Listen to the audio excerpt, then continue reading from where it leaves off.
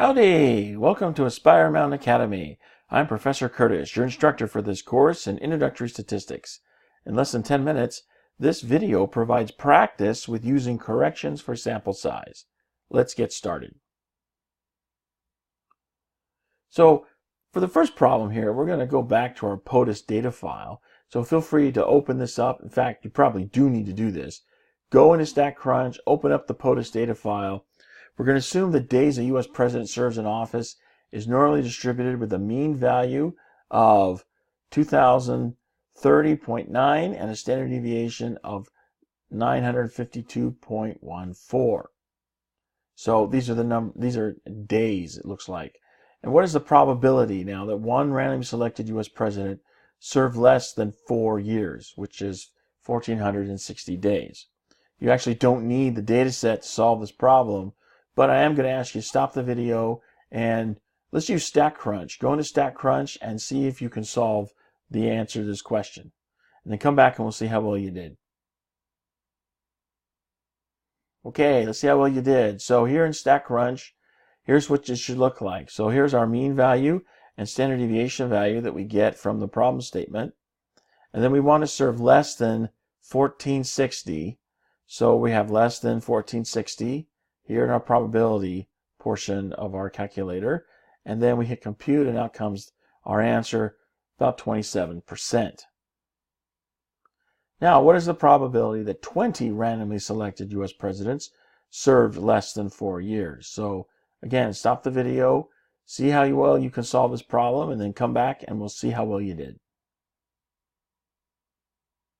All right, let's see how well you did with this. So here in our normal calculator, again in StatCrunch, notice the values that you're putting in here into your fields. So you've got to make that adjustment for standard deviation because you have a sample size greater than 1. So when your sample size is greater than 1, that means you're going to have to, divide by the square root of that sample size in order to get the adjusted standard deviation value you need to come out with the right number. Notice our probability here is much lower. It's less than 1%. So sticking with the same, POTUS data file, let's look now at height measurements. So assuming that the height of U.S. presidents in centimeters is normally distributed with a mean value of 179.7, standard deviation of 7.31. So what is the probability that one randomly selected U.S. president has a height between 170 centimeters and 175 centimeters? Again, stop the video, see if you can solve this, and then come back, we'll see how well you did. Okay, let's see how well you did with this. So, normal calculator in StatCrunch, notice we're using the between option. So we selected between up here at the top. So we can put in the two values they give us in the problem statement, between 170 and 175. And I go ahead and compute, and out comes my probability, almost 17%. Now, what is the probability that 5 randomly selected U.S. presidents have a height between 170 centimeters and 175 centimeters? Again, stop the video, see if you can work this, and then we'll go back and we'll see how well you did.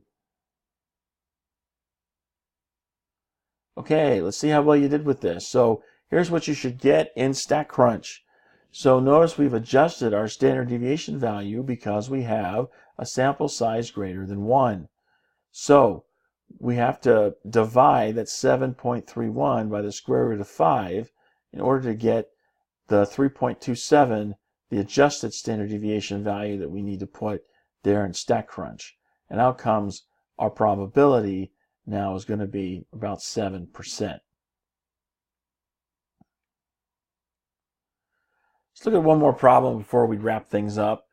This one involving M&Ms. Oh, chocolate, yeah. We got to have a problem with chocolate in here somewhere, right? All right, so the label on a randomly selected package of plain M&Ms containing 465 candies, which are the individual M&Ms, claims that the net weight of the package is 396.9 grams. Candy weights are normally distributed with a mean of 0.857 and standard deviation 0.0152.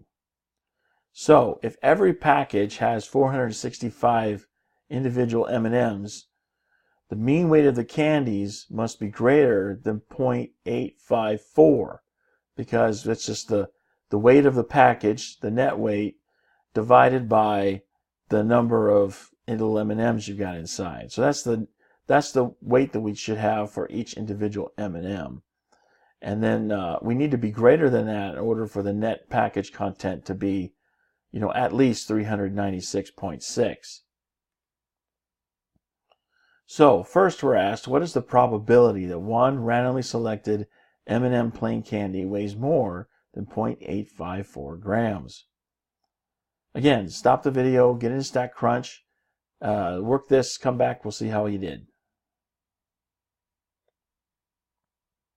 Okay, let's see what you did. So there in StatCrunch, here's the values you should have here at the bottom of your calculator. So the 0.857 is the mean, 0.0152 is the standard deviation.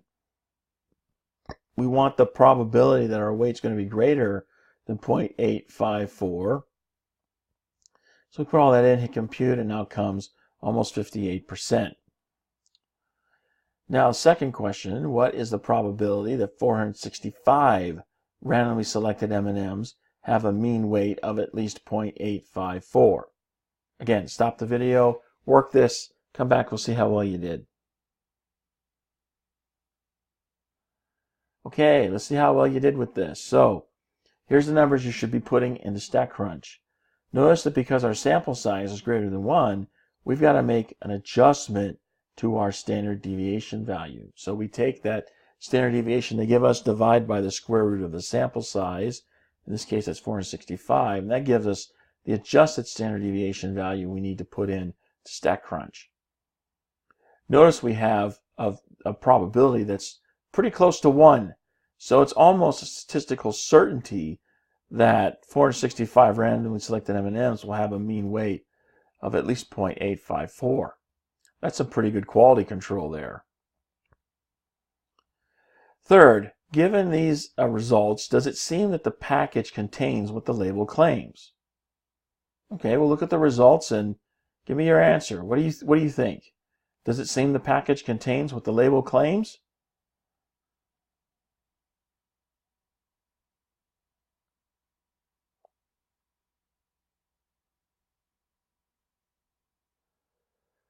Well, here I'm hoping you said yes. Okay. Look, there's an almost statistical certainty that the label is accurate there. That 0.9999896. I mean, that's what we call 4 nines. 4 nines certain. Okay, or 4 nines pure. So the company seems to be doing a very good job of filling these bags. Again, there's some great quality control at work here.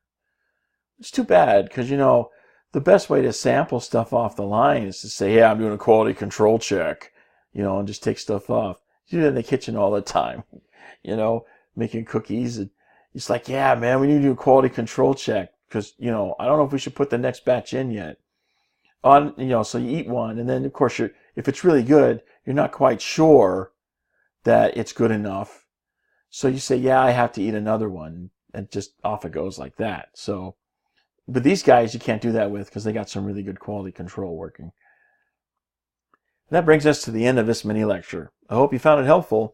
You can find more mini lectures for this and other courses at AspireMountainAcademy.com. Thanks for watching. I'll see you in the next video.